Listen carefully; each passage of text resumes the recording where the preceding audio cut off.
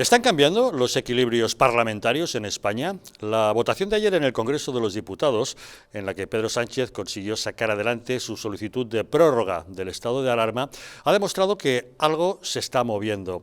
El Gobierno está cambiando de amigos en el Congreso de los Diputados. Resulta que el que había sido su bastión, su principal apoyo en el separatismo catalán, Esquerra Republicana, votó en contra de las intenciones del Gobierno. Y sin embargo, quien sí le ofreció su apoyo fue Ciudadanos, el partido liderado por Inés Arrimadas. ¿Están cambiando las cosas? ¿Se trata simplemente de un apoyo puntual, coyuntural, o es estructural y contiene acuerdos a futuro? Desde el Partido Popular esperan que no, puesto que a fin de cuentas ellos, los populares, están gobernando en diversas administraciones con Ciudadanos y no querrían ver peligrar esos acuerdos de gobierno. Y Pablo Casado dice que seguramente es simplemente una cuestión puntual que no tiene mayor envergadura. Pero desde el gobierno los de Podemos lo ven con recelos. La verdad es que preferían tener acuerdos y complicidad con los más radicales separatistas de Cataluña que con estos nuevos amigos. Tendremos ocasión de analizar pormenorizadamente esta situación en un momento en el que estamos iniciando ya el proceso de desescalada. Como ustedes saben, como si fuera un concurso televisivo, estamos en tiempo de nominaciones. Todas las provincias presentan su candidatura para pasar a la fase 1 el próximo lunes, día 11, pero ahora deberá ser el Gobierno quien determine cuáles tienen o no las características necesarias para poderlo hacer. Y a todas estas, más allá de nuestra preocupación por la crisis sanitaria, un día más hemos de llamar su atención sobre la gravísima y preocupante situación económica. Amigos, España está en quiebra. Nuestro sistema de pensiones es insostenible y solamente se puede hacer una cosa: generar empleo, y todas las medidas que ha adoptado hasta el momento el Gobierno no van encaminadas hacia ese objetivo. Una situación realmente preocupante. Bienvenidos a Los Intocables.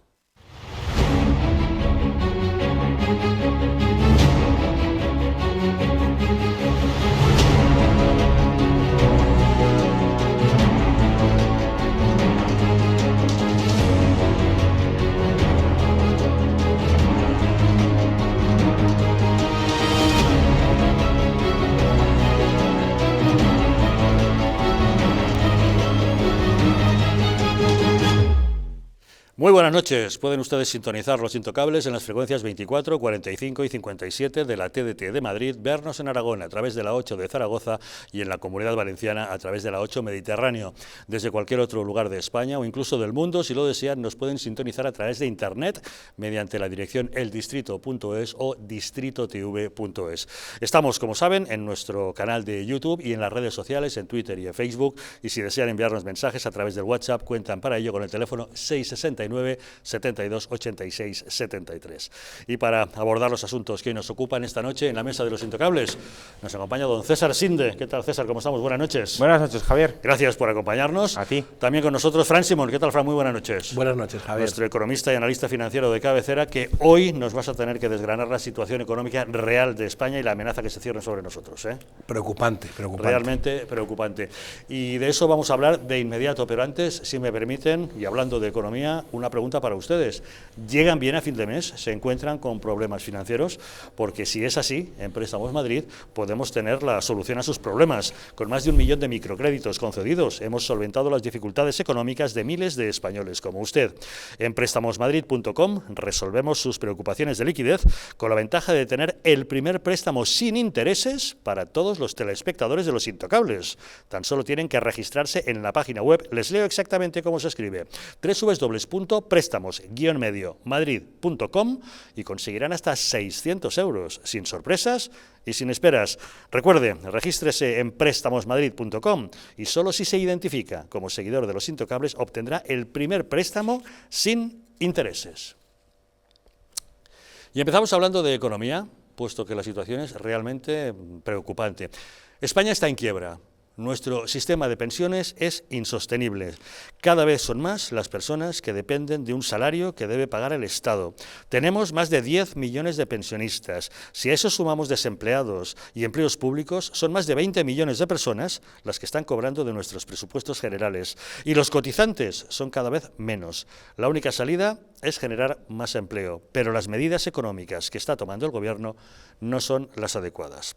Para empezar, no ofrece ayudas directas a quienes son capaces de generar riqueza, que a fin de cuentas, ¿quiénes son? Los empresarios y los autónomos. Vamos a tratar de explicar esta situación con varios cuadros. El primero de ellos, que se lo vamos a mostrar, en el que van a ver ustedes los ingresos y los gastos de la Seguridad Social y en el que podemos ver un déficit que es evidente. Fran, cuéntanos qué es lo que nos aporta este gráfico. Bueno, pues en este gráfico lo primero que pueden ver las personas es que hay una diferencia, por decirlo así, muy resumido, de ingresos y gastos en la Seguridad Social en 2019 de 16.793 millones. Eso ya sería una cifra escandalosa. Pero ¿qué dicen este gobierno y todos sus afines y sus acólitos a esta diferencia, esos 16.000 millones? Oye, mira, 16.000 millones tampoco es mucho. Sí. Es un porcentaje, es un porcentaje muy pequeñito, ¿eh? No pasa nada. Claro, lo que nos quieren hacer creer es que no pasa nada, pero no es la cifra real. ¿Por qué? Porque no es la cifra real. Si de ver aquí lo que tenemos, cotizaciones sociales, transferencias del Estado y otras transferencias, dicen, oye, nosotros necesitamos 145.000 millones. Esto es un poquito lo que nosotros vamos a ingresar, vamos a meter en la Seguridad Social. ¿Qué necesitamos? Pues hombre, las pensiones, la suma de pensiones, como pone ese cuadro, contributivas, no contributivas, tal, 162.000. Total, hace una suma y una resta, 16.000 millones. Que claro, a ver, visto así, 16.000 millones es un pequeño déficit, tampoco es una barbaridad, ¿vale? Si pasamos al siguiente cuadro... El siguiente cuadro, en el que podemos ver cuántos pensionistas hay en España y veremos que son más de 10 millones. Claro. Vamos a intentar entrar en el número gordo, ¿no? Es decir, más de 10 millones de pensionistas... Claro, más de 10 millones de pensionistas por jubilación, viudedad, invalidez, en fin, cada uno de los cuadros que tenemos ahí, todo esto representan esos 10 millones y medio y luego tenemos en la parte de abajo los pensionistas de la Seguridad Social y esos pensionistas de clase pasiva, ¿vale? ¿Qué quiere decir los pensionistas de la Seguridad Social? Bueno, pues los pensionistas de la Seguridad Social son aquellos que en estos momentos han ido cobrando y cotizando directamente y cobran de la Seguridad Social, y esas clases pasivas, las pensionistas de clase pasiva, son aquellos que ya venían cobrando y no han generado nunca una pensión. Tenemos que pensar que en España siempre se ha dicho, y ese es el modelo idílico de Ciudadanos, oiga, miren ustedes, nosotros pagamos a la pensión a la siguiente generación, ¿vale? Claro, tú no le puedes pagar la pensión, hay una cosa que no te dicen de esto, no le puedes pagar la pensión a la siguiente generación si tú estás trabajando para el Estado y no has cotizado. O sea, quiero decir, no has producido, sí has cotizado, pero no has producido, no has sido rentable para el Estado. Bueno, básicamente por ahí viene el tema de las clases pasivas.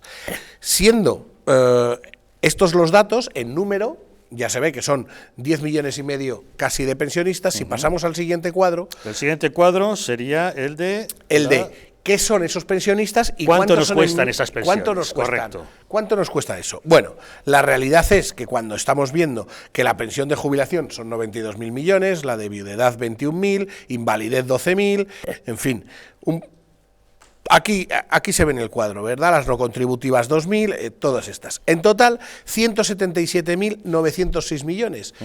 Os recuerdo que de esos 177.000 millones, en el primer cuadro que nos decía el gobierno lo que había, ya se les ha ido la cifra. Ya no son los 162.000 millones, ya son 177.000, ¿vale? ¿Cuál es el resumen? Bueno, un poco de esto. El resumen que hay que verlo, y hay que verlo con perspectiva, es que esos 177.906 millones representan el 14,3% del PIB español. Ojo, el 14,3% del PIB español, ¿vale? Y el 34% del gasto de todas las administraciones públicas que hay en España. Entonces, ¿qué sucede? Que claro, llegados a analizar este resultado, vemos... Nos vamos al cuarto cuadro que tenemos, ¿no? Sí. Que nos vendría a explicar cuánto hay que recaudar para cumplir con esos pagos. Que la diferencia real de ingresos del sistema de pensiones pública contando las transferencias, es decir, lo que el Estado tiene que ponerle menos lo que cuestan las pensiones, esas 177.000 que hemos visto en qué correspondían cada una, son 48.000 millones. ¿De dónde saca el Estado estos 48.000 millones? O sea, ese es el dinero que nos falta, el dinero que nos hace falta. Necesito 48.000 millones, no llevarás algo suelto encima. Claro, que es que eso parece... ¿De dónde lo saca el Estado? Pues eso lo saca el Estado de una cosa muy sencilla, o subiendo impuestos.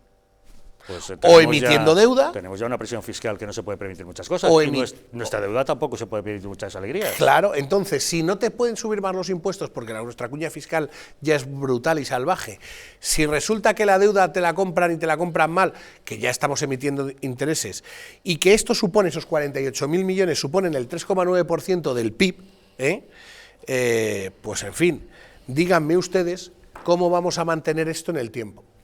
Es absolutamente imposible. O se recorta de algún sitio, o esto es la realidad de los datos. Y les recuerdo que, para no aburrirles más con datos económicos a la gente, porque a lo mejor no es lo más divertido, ¿no?, en un debate político, pero les recuerdo que en Europa nos dicen que no podemos pasar del déficit del 2, algo, así se lo digo. Bueno, solo la seguridad social ya nos provoca un 3,9% de nuestro PIB. 48.000 millones de euros. Y no hay de dónde sacarlo, señores. No hay de dónde sacarlo. La fábrica de hacer dinero se llama trabajo.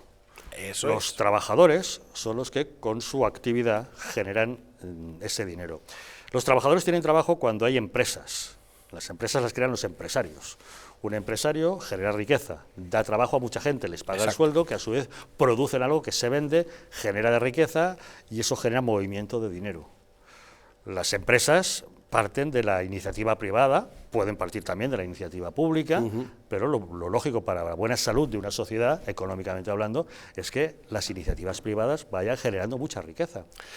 Pero nosotros encontramos que tenemos un montón de parados. Vamos a ver el siguiente gráfico. Históricamente, ¿cuántos parados hemos tenido en España? Echen un vistazo ahí.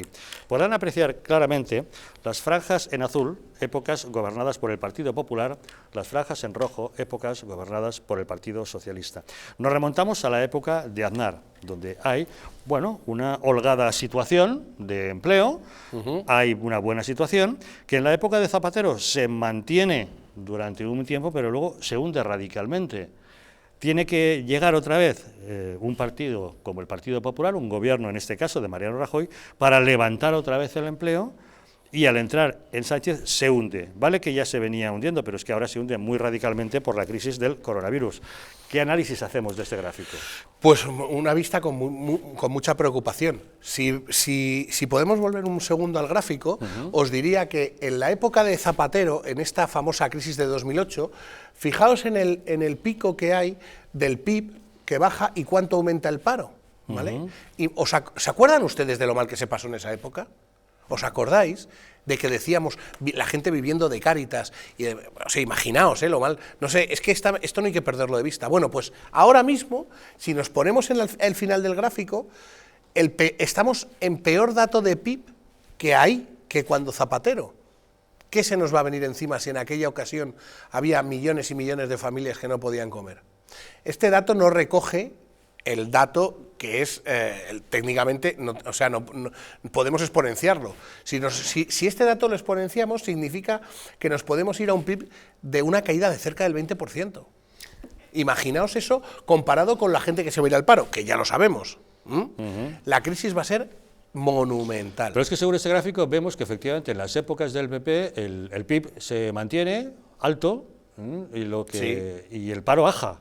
En las épocas en las que tenemos gobierno del PSOE pasa lo contrario, cae el PIB y sube el paro. Es un tema filosófico, Javier. O sea, es decir, o apuestas por vivir, y más ahora, y con Zapatero, en un estado chavista o comunista, donde no se premia a la empresa privada, o sí, es así de fácil.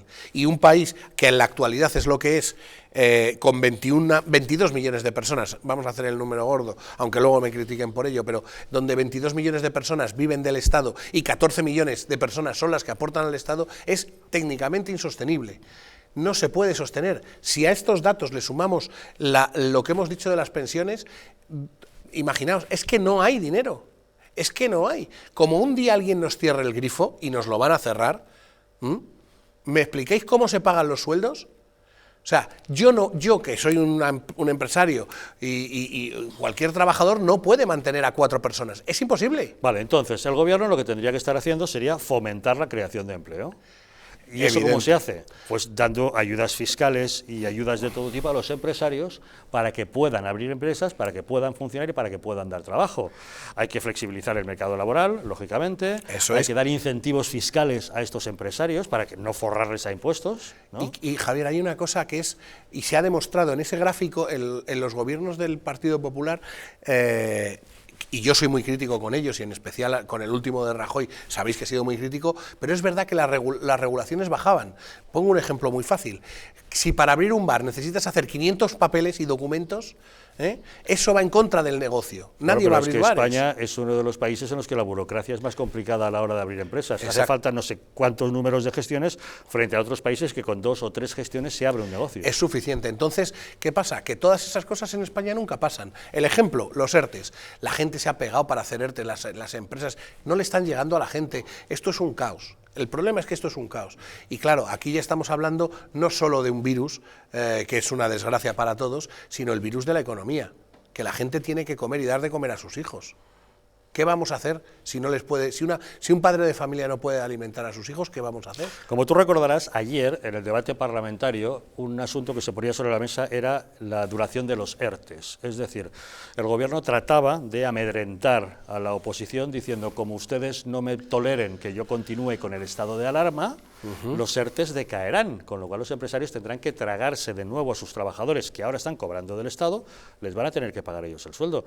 Pero eso era una amenaza absolutamente vacua, puesto que nada tiene que ver el estado de alarma con el ERTE. Nada. El estado de alarma puede decaer en el momento en que ya no hay alarma sanitaria y se puede salir a la calle, pero eso no quiere decir que desaparezca la ruina económica en la que nos encontramos, que se recupere el dinero perdido, con lo cual los empresarios todavía no estarán en disposición, muchos de ellos, de abrir sus restaurantes o sus hoteles, y necesitarán que sus trabajadores sigan en el ERTE. No les pueden obligar a que se los hagan cargo nuevamente ellos, ¿no? Claro, es más, a día de hoy hay trabajadores que ya se les ha dicho por escrito que la resolución de su ERTE puede tardar hasta 3 meses.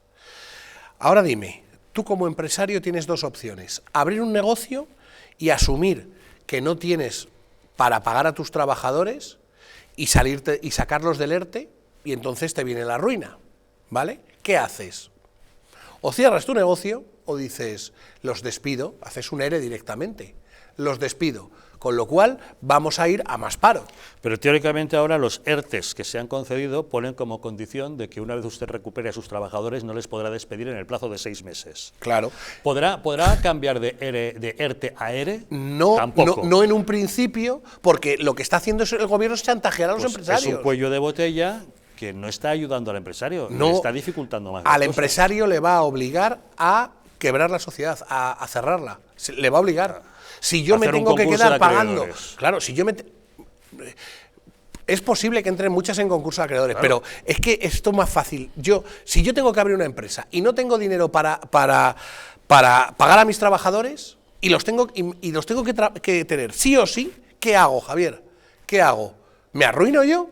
Yo estaré arruinado, pero es que tengo que cerrarla, porque no puedo pagar los sueldos y el Estado me está obligando, pero eso que lo veis tan claramente todos los economistas y que hasta los legos y lerdos en la materia como yo somos capaces de entender, en el gobierno lo saben también. ¿Por qué?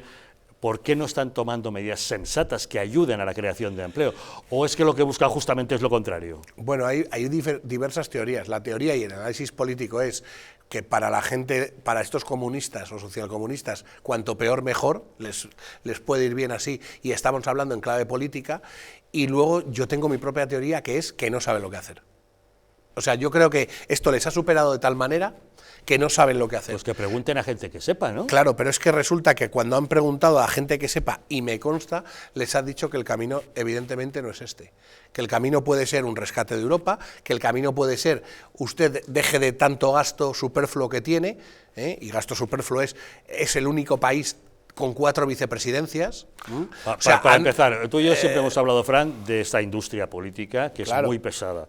Está claro que en España hay exceso de materia política. Habría que eliminar, para empezar, el gobierno, evidentemente. 22 ministerios, 4 vicepresidentes. Luego tenemos un estado de las autonomías que también se podría adelgazar en cierta medida. No necesariamente eliminarlo, pero adelgazarlo en cierta medida. Recuperar algunas competencias centrales, descentralizar mejor otras, pero eliminar número de políticos en España. España, número de asesores en España, no sé. Mira, lo que es en economía, la inflación se genera cuando tienes mucho de algo y bueno, al final no vale nada, ¿verdad? Los políticos en este país han hecho una inflación de políticos, o sea, es decir, no necesitamos tanto político. ¿Eso a qué nos ha llevado? Mira, a que si la industria política es tan grande, primero, no se fían de nosotros. Esto es muy importante porque cuando hay que emitir deuda para pagar esas pensiones que hemos visto, que son casi 49.000 millones, hay que emitir un papelito diciendo yo España, te doy este papelito contra que tú me des dinero que te pagaré unos intereses. ¿Quién se lo va a comprar? Nadie, porque no se fían, porque están mintiendo todo el rato y la gente no es tonta. Mienten en números muy básicos. Vamos a ver, estos días hemos visto, por ejemplo, funcionar el Congreso de los Diputados no con 350 diputados, sino con 40 personas. Oye, no se ha notado ninguna carencia de funcionamiento. Si a fin de cuentas después cada grupo parlamentario vota lo mismo, que es lo que manda el jefe de filas, pues con que vaya uno de ellos es suficiente. ¿A que sí? Podríamos ahorrar unos cuantos, venga, esto es una chorrada, unos millones en dietas, por ejemplo. A lo mejor en vez de 350 diputados bastaría con 51, uno por provincia. Como en el sistema del Reino Unido, por ejemplo, cada circunscripción tiene su diputado de circunscripción. Se presentan en Cádiz. ¿Quién gana? El PP, el PSOE, Ciudadanos. El que gane, el de Ciudadanos. Bueno, pues este es el diputado por Cádiz, es de Ciudadanos. El diputado por Barcelona es de Junts per Catalunya. El diputado por Madrid es del PP, ¿no? Esa es. Y hay 51 diputados en el Congreso, uno por cada provincia. Claro, pero aquí tú piensas una cosa.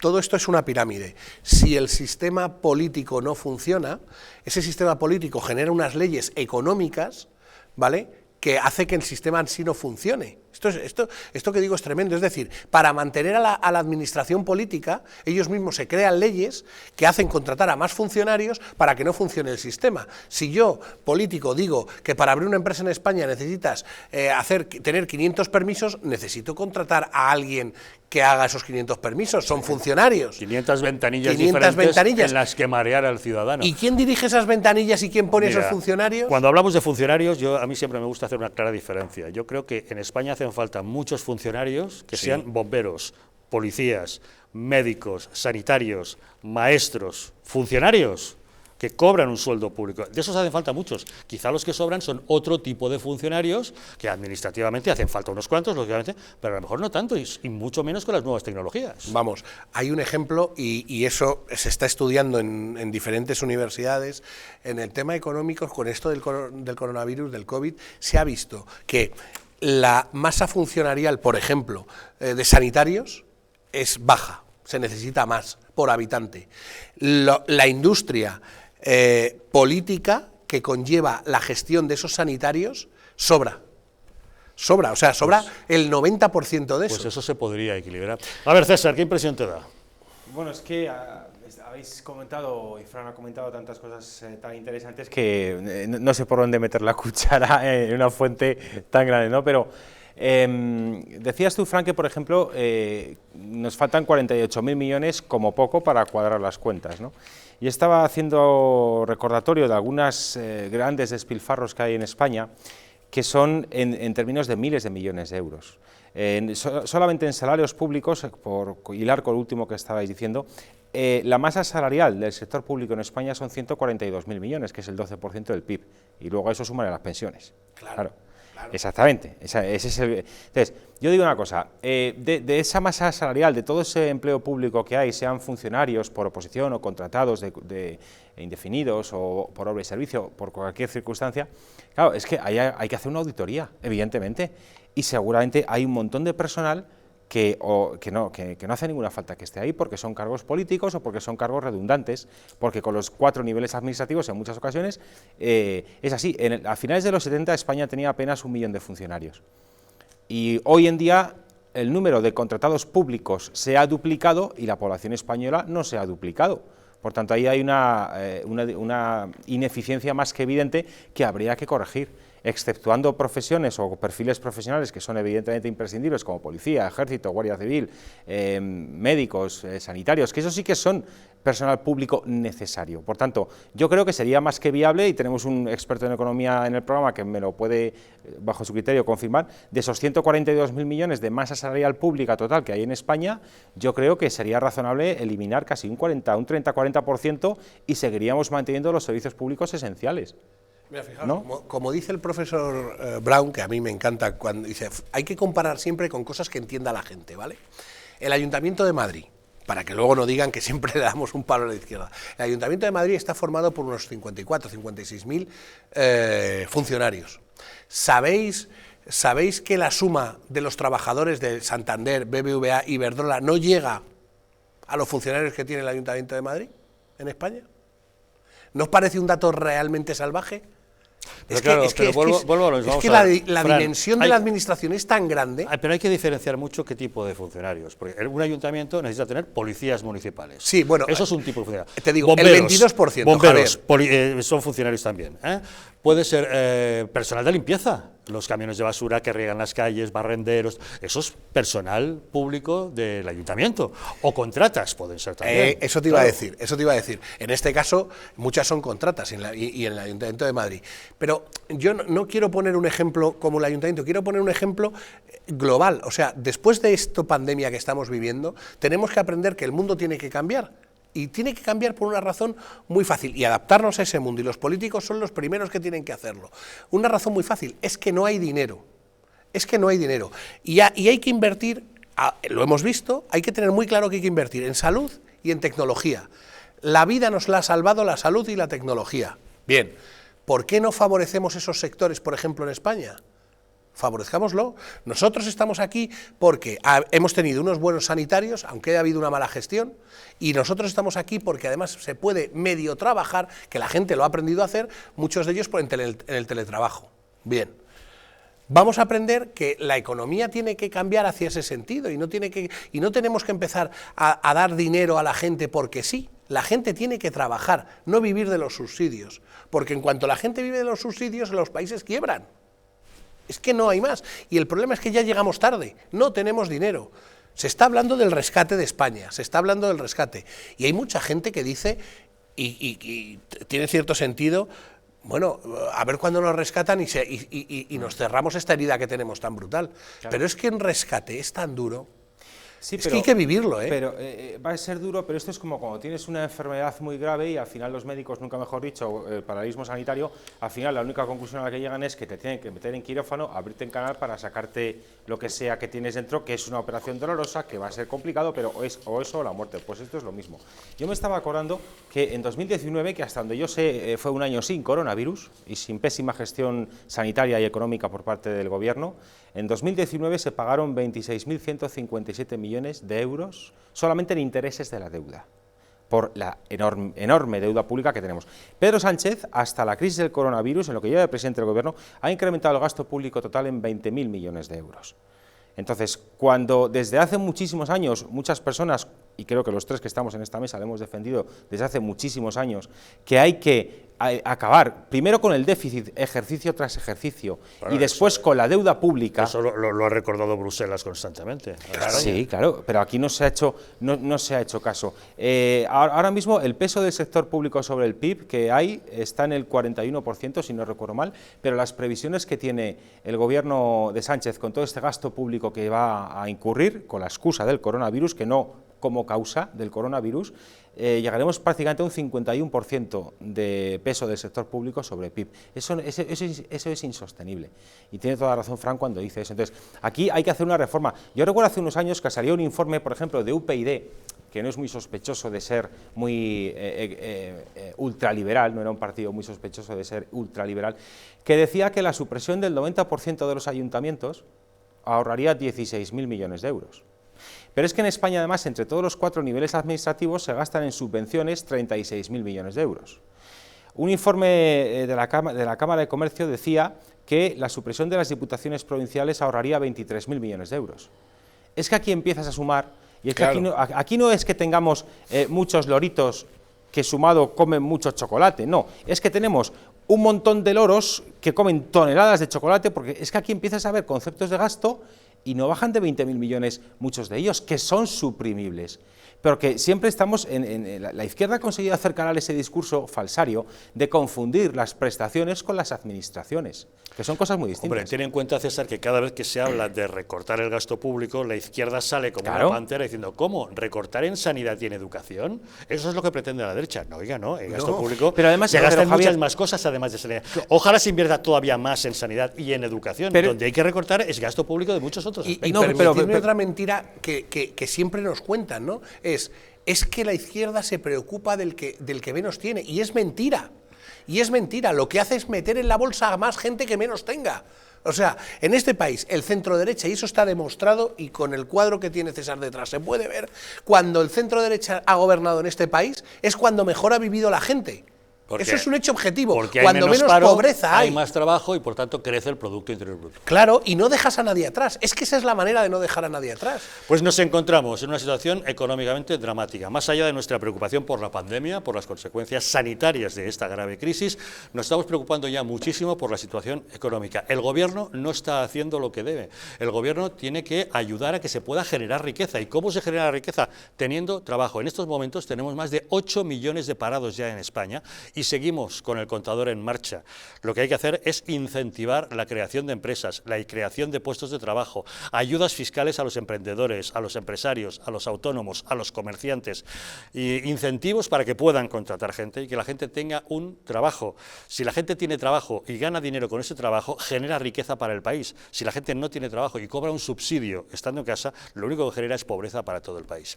En fin, sobre el tema económico vamos a volver recurrentemente en este programa, puesto que hay que insistir en qué es lo que se debería hacer, porque hay fórmulas para tratar de ayudar en una situación tan difícil y complicada como esta. Pero también nos hemos de preocupar por la situación sanitaria. O sea que hacemos una pequeña pausa y de inmediato volvemos.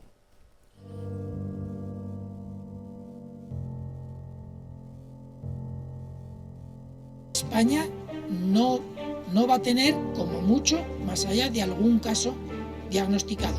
¿Qué le diría usted a una mujer que está dudando en ir o no a la manifestación del 8 de marzo? ¿Qué le diría? Que le va la vida, que le va su vida. Y el motivo es el miedo. No hay una razón médico-sanitaria. Y que no hay ninguna razón de salud pública que aconseje tomar ninguna medida o que impida la celebración de eventos de este tipo. Denunciábamos que los medios estábamos siendo demasiado alarmistas con el coronavirus. ¡Vamos a morir todos! ¡Estefanía! ¡Estefanía! ¡Gritad Estefanía! No hay nada de qué preocuparse, estamos muy tranquilos, ¿vale? El Gobierno estaba perfectamente al corriente de los datos que tiene ahora desde el pasado día 4, pero no quiso tomar medidas justamente para no deslucir esa manifestación.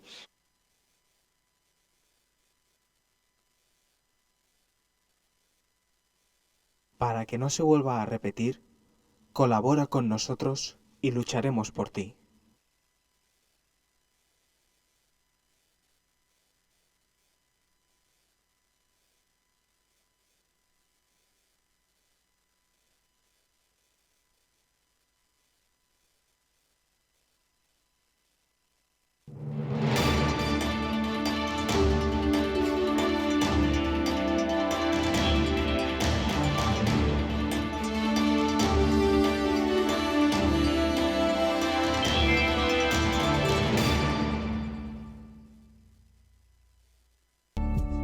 El cuidado de la flora intestinal es esencial para el bienestar digestivo, el metabolismo y el sistema inmunitario.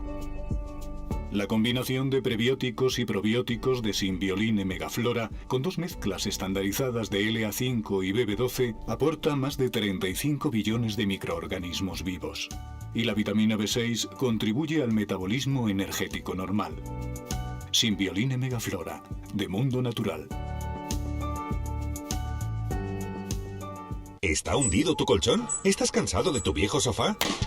Ven a Muebles Adama, te fabricamos tu sofá o tu colchón a medida. Y no se te olvide preguntar por el dormitorio juvenil de tus hijos. Recuerda que tenemos descuentos especiales en muebles de salón. Estamos en la calle General Ricardos 190, Metro Oporto. Teléfono 91 525 2941 y en www.mueblesadama.com. El estrés, la ansiedad y un ritmo acelerado de vida influyen de forma directa en la calidad de nuestro sueño. Calm Plus de Mundo Natural es una combinación de aminoácidos esenciales como el L-triptófano, precursor de la serotonina, y la vitamina B6, que contribuye al funcionamiento normal del sistema nervioso y a disminuir el cansancio y la fatiga. Vive con tranquilidad. Calm Plus de Mundo Natural.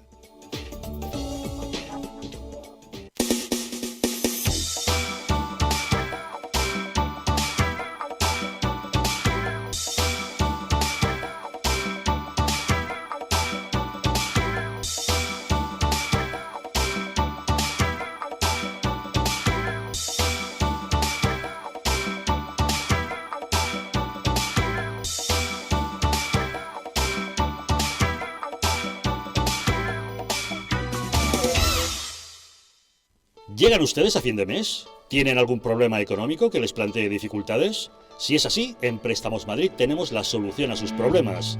Con más de 1 millón de microcréditos concedidos, hemos solventado las dificultades económicas de miles de españoles como usted. En prestamosmadrid.com resolvemos sus preocupaciones de liquidez con la ventaja de tener el primer préstamo sin intereses para todos los telespectadores de Los Intocables. Tan solo tienen que registrarse en la página web www.prestamos-madrid.com y conseguirán hasta 600 euros. Sin sorpresas, sin esperas. Recuerde, regístrese en prestamosmadrid.com y solo si se identifica como seguidor de Los Intocables obtendrá el primer préstamo sin intereses.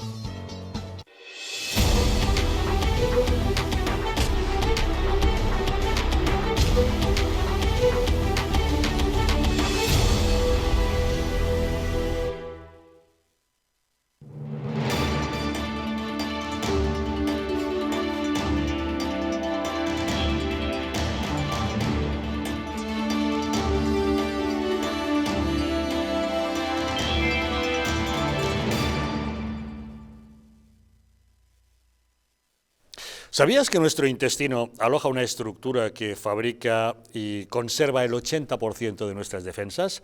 Y es que la flora intestinal es fundamental a la hora de defender nuestro organismo. Symbiolina Megaflora es un complemento a base de insulina, probióticos y vitamina B6 que aporta más de 35.000 millones de microorganismos vivos capaces de atravesar la barrera ácida del estómago y estimular la producción de recursos inmunitarios, así como de proteger nuestras mucosas. Además, la vitamina B6 contribuye al metabolismo energético normal, al funcionamiento normal de los sistemas nervioso e inmunitario y ayuda a disminuir el cansancio y la fatiga. Puedes encontrar Symbiolina Megaflora en tu tienda habitual y en Parafarmacias Mundo Natural, aunque te recomendamos que en estos días te quedes en casa y lo adquieras directamente en la página web parafarmaciamundonatural.es o llamando al teléfono 91-446-0000. Quédate en casa con Symbiolina Megaflora, es de Mundo Natural. Pedro Sánchez está mintiendo también a la Organización Mundial de la Salud. Según publica hoy Carlos Cuesta en OK Diario, los datos que el gobierno español está enviando están reduciendo significativamente el número de muertes con respecto a los que figuran en sus estadísticas nacionales desde el pasado 25 de abril, fecha en la que se debatía ya acerca de la desescalada. Según esta información, 1 de cada 5 fallecidos del cómputo oficial desaparece del total que se comunica a la OMS. La manipulación de datos parece evidente y se habla que se estaba evidenciando ya con las cifras reales que ofrecen Madrid y Cataluña, que no coinciden con las que está publicando habitualmente el Ministerio de Sanidad. Don Carlos Cuesta, muy buenas noches. Muy buenas, ¿cómo estáis? Bueno, ¿es así de descarado? Es decir, en una lista apunto un número, pero luego a la hora de pasársela a la Organización Mundial de la Salud le pongo otra cifra distinta. Así, literalmente. El truco del almendruco o la trampa llega ya a lo obsceno absoluto, y es que además, para que nos hagamos una idea de qué es lo que están utilizando y cómo lo tienen de estructurado, si nos vamos a las cifras totales que se suman de muertos, de personas muertas, esas sí coinciden entre la Organización Mundial y el Ministerio de Sanidad. ¿Qué es lo que han hecho? Bueno, pues lo que han hecho es generar una cima y un decaimiento artificial para justificar la desescalada. ¿Cómo provocamos una desescalada? Bueno, pues la provocamos diciendo que en X momentos ha habido más muertos y en otros momentos ha habido menos. Simplemente es cuestión de, como decía mi abuela, el que parte y reparte se lleva la mejor parte. Entonces, están enviando los datos como les da la gana, literalmente, y ahora os voy a leer las columnas, que además las tengo aquí preparadas en el ordenador. Están enviando los datos de tal manera que unos días, los previos a esa desescalada, casualmente pues se incrementaban. Otros días posteriores casualmente decrecían, de forma que ya tienes dibujado el mapa que exige la OMS para empezar esa desescalada, porque en lo que se está fijando es en la tasa de variación diaria de tanto la cifra de contagios como la cifra de muertes. ¿Cómo la provocamos? Pues la provocamos artificialmente, ya está. ¿Qué más da? Pues este es el gobierno de la mentira, ¿qué más les da? Según lo que tú publicas, hay un día clave y fundamental. Veo en tus datos que el día 24 de abril Sanidad dice que hay 367 muertos, y eso es lo que le dice a la OMS. Pero al día siguiente, el día 25, Sanidad reconoce que hay 378, pero la OMS le dice que hay 0. Atención, os leo las dos columnas que las tengo aquí preparadas para que os fijéis cómo es la trampa de burda. Claro, ¿cuál es la cuestión? Que estás todo el día descargándote los boletines de cada una de las instituciones y comparándolas, cosa que evidentemente no hace el 99,99% de la población, o si no, no te percatas de ello. Bueno, os leo las dos columnas, efectivamente. Día 24 de abril, 367, 367. Día 25 de abril, atención, Ministerio de Sanidad, 378. ¿Cuánto se le comunica a la OMS? 0, ¿vale? Día siguiente, 26 de abril, 288 comunicadas por el Ministerio de Sanidad en boca de Fernando Simón. ¿Cuánto se le comunican a la OMS? 0. Día siguiente, 27 de abril, ¿cuánto se comunica por parte del Ministerio de Sanidad? 331 muertes. ¿Cuánto se le comunica a la OMS? 0. Y a partir de ahí se empiezan a meter. El primer día, de hecho, a la vuelta de estos 3 ceros consecutivos, fue el 28 de abril, y el 28 de abril, de hecho, la cifra comunicada a la OMS prácticamente más que duplica la cifra comunicada por el Ministerio de Sanidad. Ya tenemos la cima. Y a partir de ahí, esos 632, que son los que se comunican, se convierten al día siguiente en 453, al siguiente en 268, al siguiente en 281, hay una pequeña subidita, al siguiente 276, al siguiente 164, al siguiente 164, es decir, ya hemos provocado la caída, ese tobogán. Argumentación, ya está, fabricada. Consecuencia, ya tenemos la fotografía hecha de una desescalada. Pero una trampa tan burda y tan evidente como esta, en la OMS no hay nadie que se dé cuenta que algo está pasando. Vamos a ver, nosotros, la OMS, que nos tenemos que fiar de ella, obviamente, la OMS no deja de ser un organismo multinacional, bandera de Naciones Unidas. La OMS emite determinados consejos, determinadas recomendaciones, y lo que no quiere son jaleos con los países. Es decir, la OMS no es un equipo de inspectores de Hacienda, la OMS no son los equipos de investigación en materia de competencia, la OMS no son inspectores de trabajo, la OMS no entra en la soberanía nacional. Entonces la OMS a nosotros nos dice, oiga, por favor, hagan bien las cosas, pero si la OMS ve lo que estamos haciendo, que evidentemente no son tontos, lo que tampoco va a hacer es decir, bueno, entro allí, solicito una intervención por parte de un ejército de cascos azules, no. O sea, la OMS tiene la capacidad que tiene, y la capacidad que tiene es propiamente indicativa, de darte consejos, de intentar llevarte de la mano por un camino cuerdo. ¿Qué hacemos nosotros? Ni cuerdos ni historias, hacemos locuras, así llevamos la tasa de mortalidad. Oye, Carlos, estamos oyendo mucho ruido con tu micrófono. Si pudieras mantenerlo al margen de roces, sería mucho mejor. Y una pregunta, ¿todo esto lo está haciendo el Ministerio para qué? ¿Para sacar pecho y alardear de buena gestión?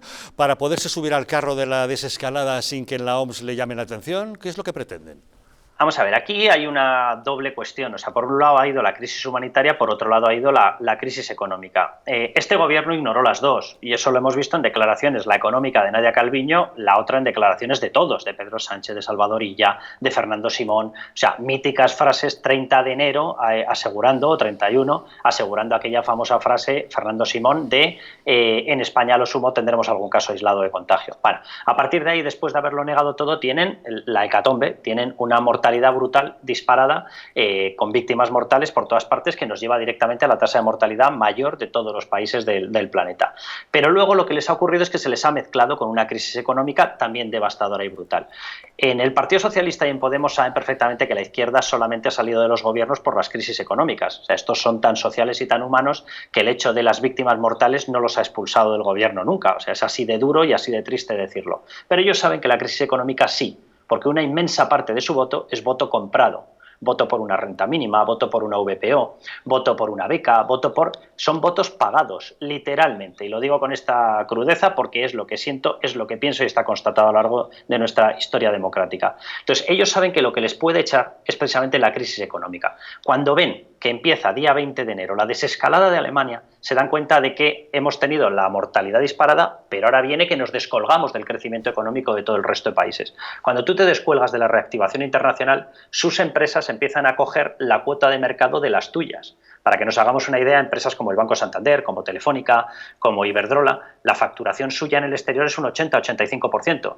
Si pierdes el tren de la economía global, tus empresas se quedan reducidas. Si se quedan reducidas no pueden crear empleo y si no crean empleo entras en una crisis /depresión brutal. Y como se dan cuenta de eso y saben que ese es el factor que los puede echar del gobierno, pasan a decir, oiga, nosotros hemos hecho una escalada sin saber cómo era porque hemos querido ocultar la fotografía real de contagios en España y por eso no hemos hecho test. Pero necesitamos hacer una desescalada. Aunque no hayamos hecho los test, iniciamos la desescalada con 2 narices. ¿Cómo inician la desescalada? Pues inventándose los datos. Vamos a ver, si es que es muy básico. ¿Cómo podemos estar nosotros ni en escalada y justificada ni en desescalada y justificada cuando no se nos han hecho test masivos? O sea, ¿hay alguien que sepa cuáles son los focos de contagio en España? ¿Hay alguien que sepa cuál es el número real de contagiados? ¿Hay alguien que sepa si sigue quedando gente contagiada en las residencias? ¿Hay alguien que sepa exactamente en los hospitales cuánta gente puede seguir contagiada? ¿Hay alguien que sepa dónde están las rutas, dónde están los principales focos de contagio? Oiga, esto ya no es una cosa que lo diga yo.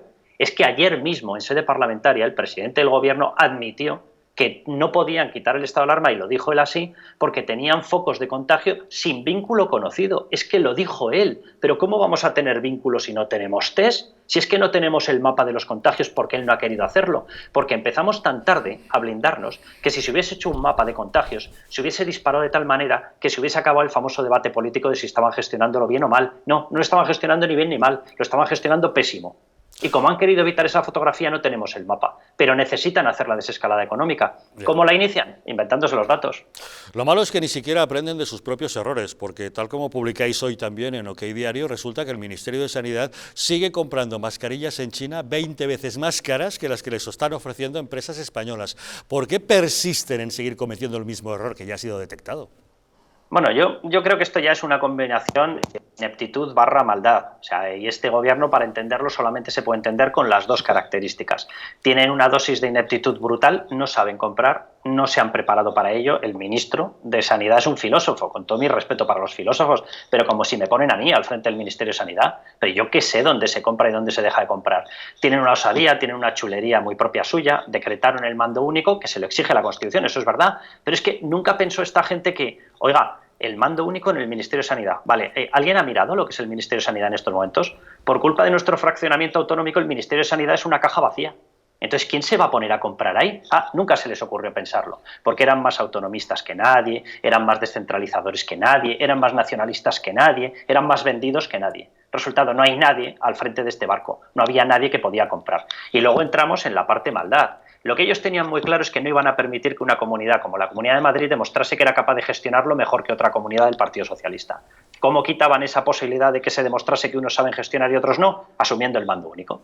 A partir de ese momento, ¿qué es lo que tienes que hacer? Ponerte a comprar como un loco. Claro, los engañan por ineptitud y por maldad. Entonces, estamos yendo a proveedores que son los que nadie ha querido durante todo este tiempo, a los que no están comprando el resto de países. Hemos entrado en la cola.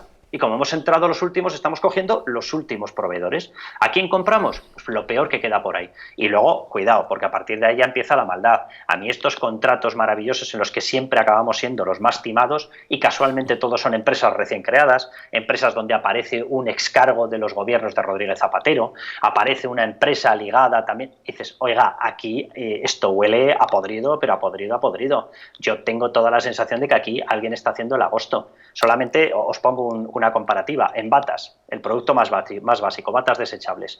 Este gobierno ha estado comprando batas a empresas españolas a 0,32 euros la unidad. 0,32. Bueno, hemos llegado a comprar batas en el exterior a 18,70 dólares. Al cambio, más de 20 euros. De 0,3 a 20 euros. ¿Perdón? ¿Hay alguien al frente de todo esto? ¿Hay alguien en el timón? Pues yo creo que, uno, son ineptos, dos, hay gente que está aprovechándose en estos momentos para llevarse dinero. Oye, y un último detalle, Carlos, ¿por qué crees que Fernando Simón se niega a desvelar la identidad de las 11 personas que componen este comité de expertos del coronavirus? Mira, esto sí que te lo voy a responder muy rápido, porque posiblemente si comprobamos los currículums sean como el suyo. Ya. Bueno, en su día se dijo que estaba hasta Leire Pajín, ¿no?, en el equipo de expertos que tienen en este asunto. Mira, yo, y lo sé porque algunos de los currículums, no de este comité de expertos en concreto, de la desescalada, sino de los que han utilizado previamente, hemos comprobado algunos de sus currículums y hemos visto las publicaciones internacionales que tienen como investigadores. En centros españoles de investigación hay gente trabajando con unos sueldos muy modestos que tiene 150, 170 publicaciones internacionales en materia de investigación. Hay gente dentro de esos comités que no llega ni a una décima parte. Entonces, claro, ¿esos son los expertos? No, los expertos son los que de verdad tenemos en España. El problema es que ellos no quieren expertos, quieren sectarios, quieren gente que diga lo que tiene que decir el gran patrón, el gran timonel, y el gran timonel es Pedro Sánchez. Y simplemente basta con mirarle a los ojos y llegaremos todos al convencimiento de cuánta experiencia hay dentro. Pues en manos de quién estamos. Carlos Cuesta, director de Con España Cuesta de Distrito Televisión. Muchísimas gracias, como siempre, por acompañarnos en Los Intocables. Un abrazo. Hasta luego, buenas noches. Bueno, César. Yo no me sorprende que no haya científicos en ese comité de expertos. Ya trascendió que para uno de los comités que había creado Sánchez había metido a su jefe de gabinete en fin, perfiles que no eran del ramo sanitario ni científico. Y yo entiendo que lo haga de esa manera, por una sencilla razón, porque este gobierno, habida cuenta de su incapacidad manifiesta para gestionar, por todo lo que magistralmente ha explicado Carlos Cuesta, con datos pormenorizados, la conclusión a la que llega es, bueno, ya que no sabemos gestionar, vamos a emborronar, vamos a manipular, vamos a engañar, vamos a hacer propaganda, y en eso, por desgracia, la izquierda es maravillosamente buena. Yo siempre he pensado que si la izquierda manipulase o maquillase la burra un poquito peor a cambio de gestionar un muchito mejor, pues mejor nos iría a todos, porque la izquierda siempre manipula muy bien. O sea, este gobierno es el único, yo creo, de la historia, incluso me atrevería a decir de la humanidad, que afrontando una situación como esta, siempre sostiene que no ha hecho nada mal. Y todas sus decisiones siempre las justifica para dar la sensación, las compademencias que hace Pedro Sánchez en aló presidente cada vez que le sufrimos, es el mejor ejemplo de eso. Todo lo que dice este hombre, quitándole la cháchara que no aporta nada y las frases eternas que no aportan nada, pero quitando eso, tú analizas y dices, uy, es que este hombre no ha hecho nada mal. Es una cosa brutal. Además, por otra parte, a mí, Sánchez, no sé si cuando más se nota que está mintiendo es cuando más imposta la voz y habla así con ese tono como solemne. Y entonces baja la voz y la imposta de esa manera. ¿Os habéis fijado en esas compademencias que hace? O cuando pretende dar la sensación como de compungido y pone ese tono así como que yo soy y habla así es que es absurdo, como Pablo Iglesias, cada vez que pretende más pasar... beatíficamente habla, es que sí, más doblada te la está colando. Sí, o como cuando en el Congreso Pablo Iglesias les llamó parásitos, creo recordar, a los de Vox, por recordarle las verdades del barquero, ese tono que puso así tan bajito, hablando así como, son ustedes miserables. Hablando así, es que de verdad, o sea, les habrán dado clases de cómo usar la voz, que eso se puede aprender, pero a fin de cuentas, para lo importante que es salvar vidas y salvar la economía, para eso, todo lo que sabe hacer este gobierno no vale un pimiento. Este gobierno mentiroso y asesino, y no me caben prendas en decirlo, me da igual, miente de tal manera que se inventan esto, es lo de cógeme el cubata que verás. Dice, oye, escucha, que no hay huevos, cógeme el cubata. Es que tenemos 5.200.000 parados. ¿Qué dices? Quita. Y soy la ministra y digo, espera, agárrame el cubata. Que no hay huevos a decir que no hay parados. No hay 5 millones de parados. Los ERTEs no son parados. A ver si nos enteramos. Los ERTEs son... A ver si lo explico. Tenías razón en una cosa, son gente que se ha ido al paro y que no cobra un clavel, porque claro, según ellos, ¿para qué les va a pagar? ¿No? Pero, o sea, son así, son una panda de mentirosos que encima se creen sus mentiras. ¿Y cuál es el problema? El problema es que uno piensa y dices, oye, es que hay población española que se cree todo esto. Mientras que se están yendo a la gente a los comedores sociales y están empezando a quedarse sin comida en los bancos de alimentos.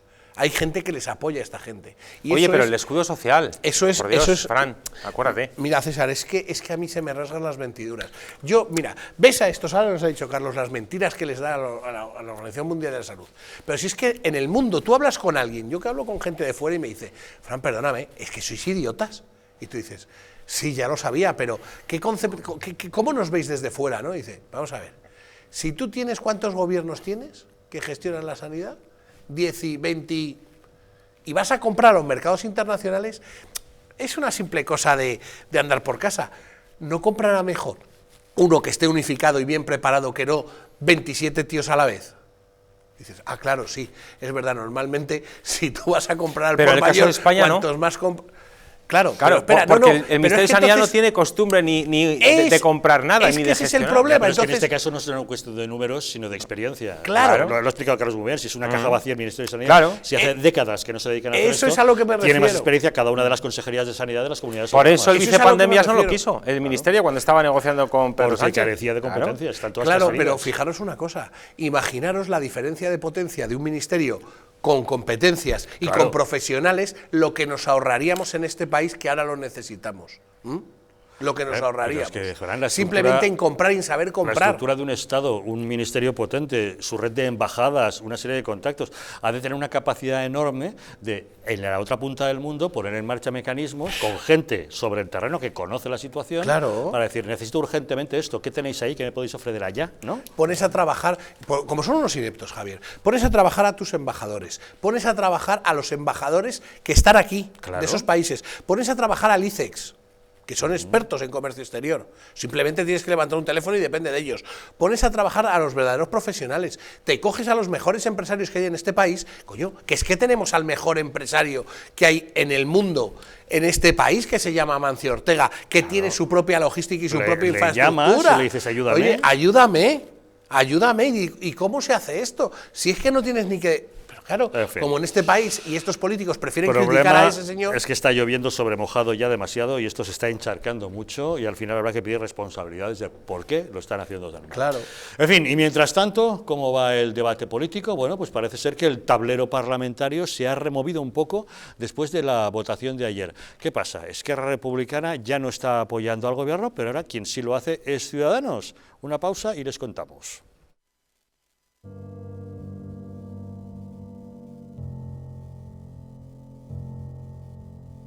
España no va a tener, como mucho, más allá de algún caso diagnosticado. ¿Qué le diría usted a una mujer que está dudando en ir o no a la manifestación del 8 de marzo? ¿Qué le diría? Que le va la vida, que le va su vida. Y el motivo es el miedo. No hay una razón médico-sanitaria. Y que no hay ninguna razón de salud pública que aconseje tomar ninguna medida o que impida la celebración de eventos de este tipo. Denunciábamos que los medios estábamos siendo demasiado alarmistas con el coronavirus. ¡Vamos a morir todos! ¡Estefanía! ¡Gritad Estefanía! No hay nada de qué preocuparse, estamos muy tranquilos, ¿vale? El gobierno estaba perfectamente al corriente de los datos que tiene ahora desde el pasado día 4, pero no quiso tomar medidas justamente para no deslucir esa manifestación.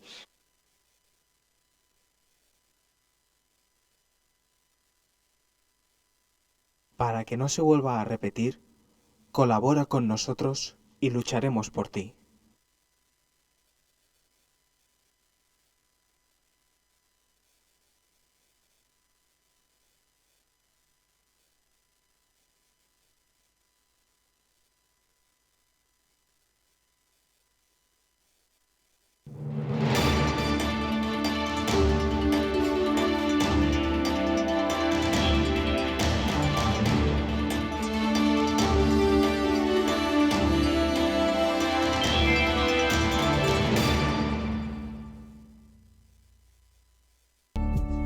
El cuidado de la flora intestinal es esencial para el bienestar digestivo, el metabolismo y el sistema inmunitario.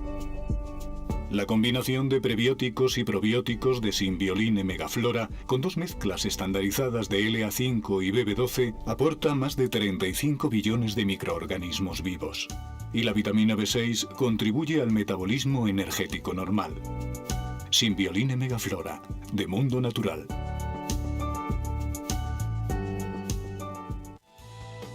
En Alurin Clinic la medicina se convierte en cuidado y belleza gracias a nuestros expertos médicos estéticos y cirujanos plásticos. Escuchamos al paciente, diagnosticamos y ofrecemos las mejores soluciones médicas adecuadas para cada caso. Rejuvenecimiento facial, ojeras, labios y un largo etcétera se tratan con una amplia gama de técnicas novedosas y productos de primera calidad. Nuestra reciente unidad de cirugía estética también es capaz de cubrir tus necesidades quirúrgicas desde el primer momento o aportar ese plus cuando la medicina estética no llega. Consúltanos acerca de la pérdida de peso bajo control médico, porque realmente nuestros pacientes son especiales para nosotros. En Alurin Clinic encontrarás cómo llegar a tu mejor yo. Un auténtico templo de la cocina asturiana en la capital de España. Un restaurante para toda la familia y todo tipo de eventos, con salones privados y hasta una mesa imperial para 32 comensales. La tradicional fabada, las faves con almejas, sus espectaculares verdinas, esas pequeñas alubias de color verde esmeralda tan suaves al paladar, el impresionante cachopo o el pote asturiano. Pero también los mejores pescados, como la merluza a la sidra con manzana y almejas o el salmón del Sella a la parrilla. Las mejores carnes y de postre, el arroz con leche con su costra de caramelo o los frijuelos rellenos de crema sobre salsa de chocolate caliente. Y como aperitivo, ese bollito horneado relleno de chorizo asturiano. Restaurante Ferreiro, el paraíso de la cocina asturiana en la calle Aviador Zorita 32 de Madrid.